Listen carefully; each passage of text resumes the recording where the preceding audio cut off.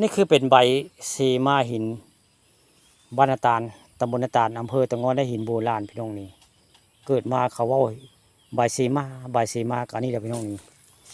ตอนค่ำตอนแรงมื้อนี้ผู้ข้าปานข้ามผสมพาหลานชายเชียงยาเชียงยามได้มาเบิ่งใบซีมาอยู่บริเวณบ้านนาตาลตำบลนาตาลอำเภอตะงอยได้นี่พาหลานชายมาเที่ยวมาเบิ่งใบซีมาตัวนี้อยากงามเลยพี่น้องใบตัวนี้สีงามเลยนี่ใบนี้สีงามได้นี่กะงามอยู่ประมาณ1.50 เมตรประมาณนี้เรา1.60 เมตรประมาณนี้ได้นี่ยาวใบสีมานี่มีสั้นมียาวได้พี่น้องเอ้ยแต่ข้าเจ้าเล่าขายว่าขุดลงไปทางใต้นี่มันจะมีหินสี่เหลี่ยมได้อยู่ใต้นะหินสี่เหลี่ยมอยู่ใต้ได้ข้าเจ้าเอาทางใต้นี่จะมีหินสี่เหลี่ยมได้นี่อยู่ใต้ใบสีมานี่แต่ละอันนี่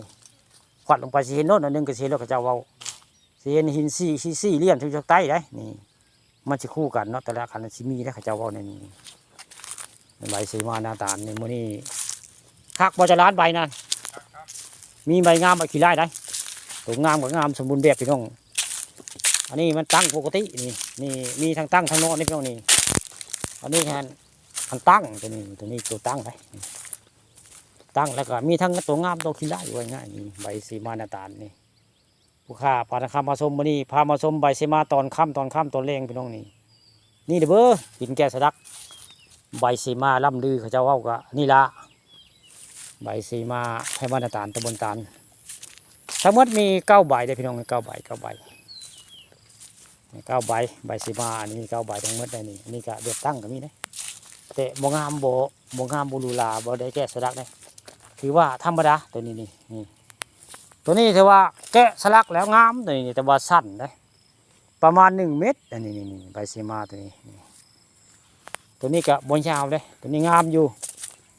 งามแต่ว่าตัวนี้ก็จะแตกได้อยากแตกทางหัวด้านหัวนั่นหัวอยากแตกเล่า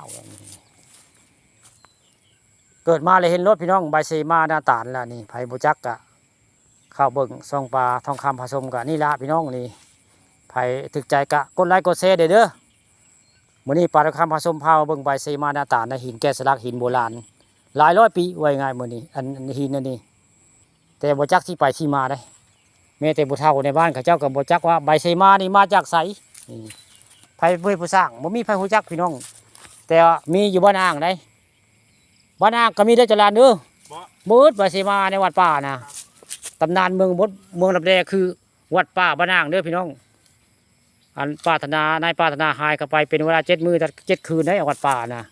วัดป่าคือเมืองลับแล